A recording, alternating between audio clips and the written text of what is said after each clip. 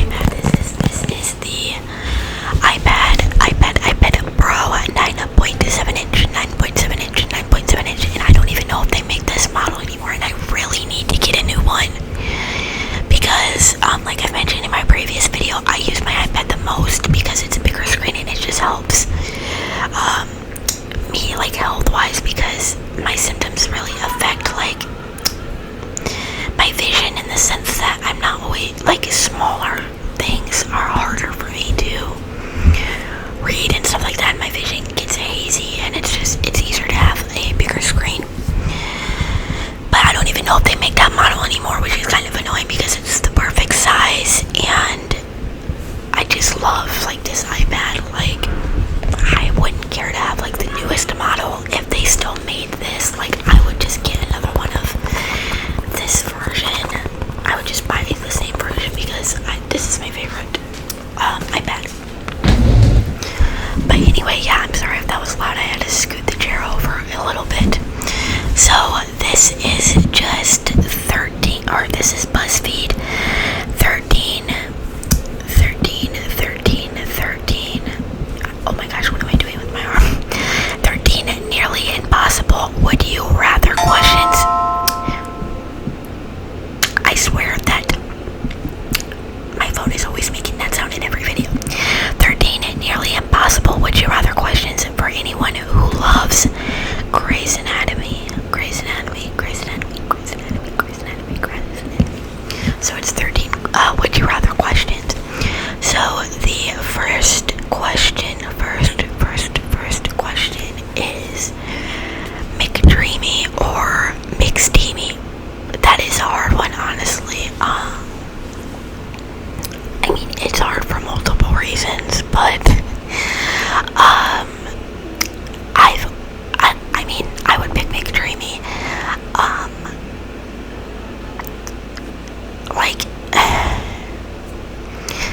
Actually, I don't really know. Like, my first thought is to pick McDreamy, just because Patrick Dempsey is my favorite actor, and I've literally, like, I don't even know. I remember when I watched him on Enchanted, and I've, like, had the biggest crush on him since I was, like, 8 years old, and somehow I've managed to keep that a secret from pretty much everyone in my family until, like, literally, like, a couple weeks ago. I don't know how anybody didn't catch on. But, yeah. But anyway, I don't know. I mean, I feel like as a character, I like Mark more. I think that he was... I don't know, he was just funnier, and he wasn't as, like, controlling, if that makes sense. Like, I didn't notice how controlling Derek was until, like, I was rewatching the series over again. And don't get me wrong, Mark had his flaws. I mean, he slept with his best friend's wife, but I don't know, overall I just think Mark was a better character. So I guess if I had to choose, I would pick Mark. But it depends on, you know, in what way you're asking that. In general, like, I feel like I can't choose, but, so, yeah.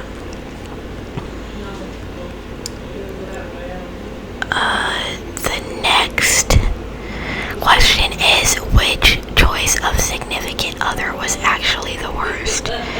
Penny or Eliza? Penny or Eliza? So this is more of a recent seasons question. I mean, not super recent, but still more recent. Penny was Callie's girlfriend for a short period of time. She was also the girl, or the, I think, resident or intern that, was like on the episode that Derek died, that felt really guilty and everything, and then ended up at, you know, like, y'all know what I'm talking about. And then Eliza was like that woman that worked at the hospital for a short period of time and, like, was trying to, like, I said a little better, was trying to, like, get all the residents or interns to be able to do a solo surgery, and, like, make all the calls, and boy, did that end badly.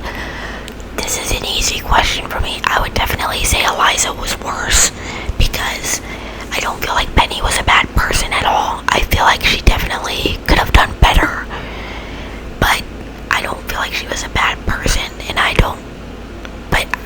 no doubt Eliza was a bad doctor, like, and a bad person. Like, she was just awful. So that question is easy for me. And then the next question is, which dying husband would you save, Denny or Henry? I would save Henry. I loved Henry. I loved Teddy and Henry together. Like, they were one of my favorite Grey's Anatomy ships of all time. But this is not a hard question for me either.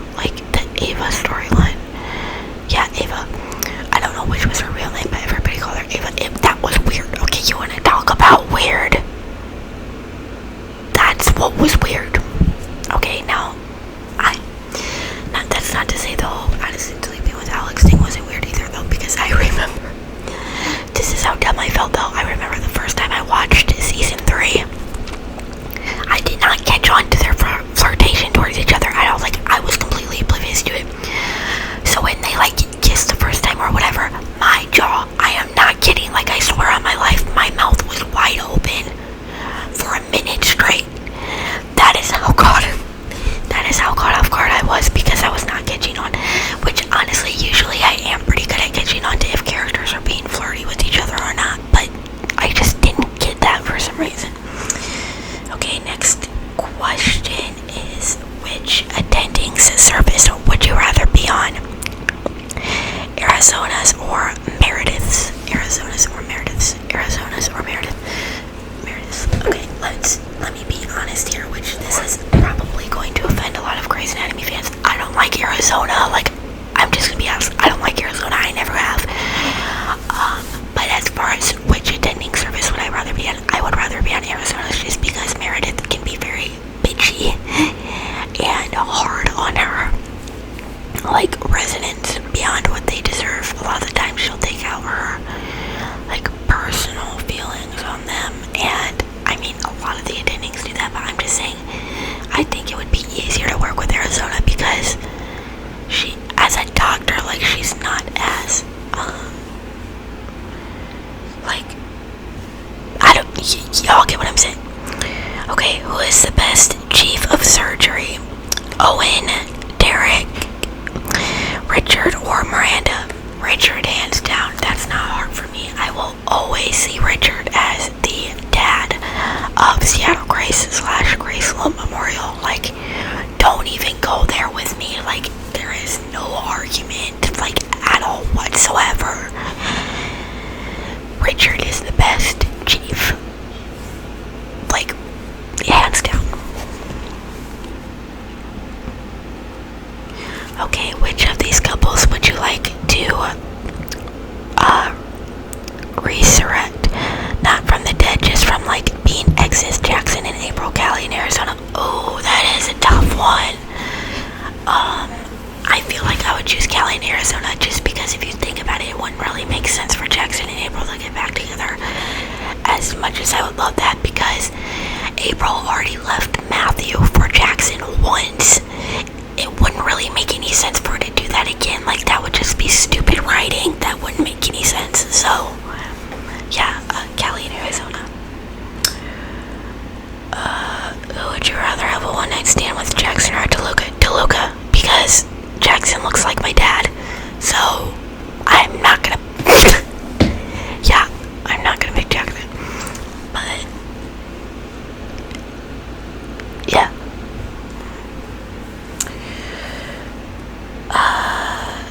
Oh my gosh, this one is like the hardest of them all.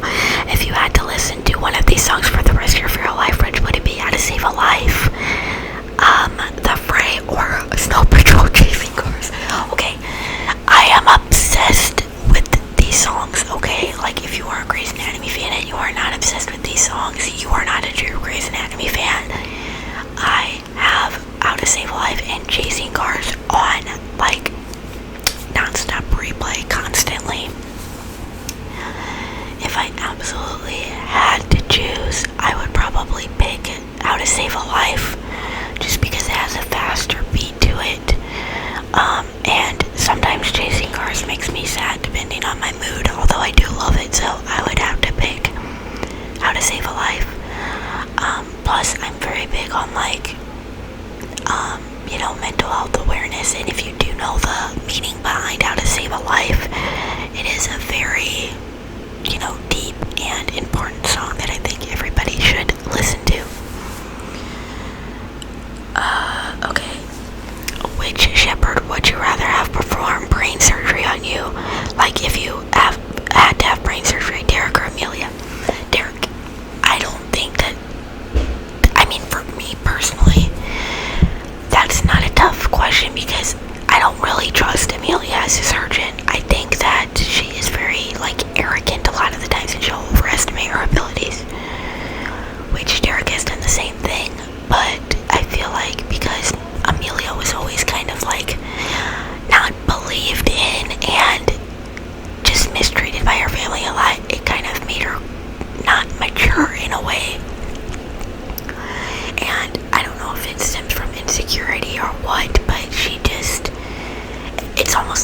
always has something to prove, and I definitely think that maybe it stems from, like I said, how her family never really accepted her when she became a drug addict and everything, even though she's clean now. But like I just feel like she'll do unnecessary risky surgeries on people because she wants to prove that she can do it. And I would never trust a surgeon like that, like, ever. And a lot of them are like that, don't get me wrong, but I feel like Amelia is like that the most, and I'm not a fan of Amelia. I've never been a fan of Amelia or Arizona, which are both characters that are very well liked in their fandom, but I've never been a fan of either of them. I was okay with Amelia on Private Practice, but I think she's way more annoying on Grace than she was on Private Practice, which if you have not watched Private Practice, you should. It is a Grey's Anatomy spin-off that is starring Kate Walsh, which is the actress who plays Addison, and it is awesome. So there's that question. And then, okay, I'm not gonna answer that one just because the whole, like, yeah, no, I'm not gonna answer this one. You're strapped to a chair and forced to watch one episode of Grey's Anatomy for 48 consecutive hours. Which would you choose? The musical episode, the Izzy and Denny ghost sex episode, the musical episode. Okay, the musical episode did get on my nerves a little bit, but it wasn't that bad. Like, I actually liked it. I don't understand why it gets so much hate.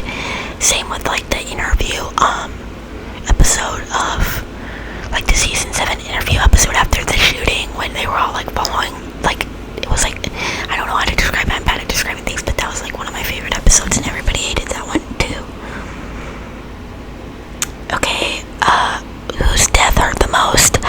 Bomb Guy, literally any of the main members. I mean, it was sad that the Bomb Guy died, but I mean, he was literally only on for like a couple hours, so I obviously wasn't that attached to his character. So yeah, any of the main characters. If you could choose one of these characters, who would you bring back from the dead? Mark, Derek, Lexi, George. Oh my gosh, this is a tough one. I can't even handle it. Oh, I don't know. I feel like I would pick Lexi just because, I don't know. I feel like nobody really, like, talked about her after she died. She didn't really get the,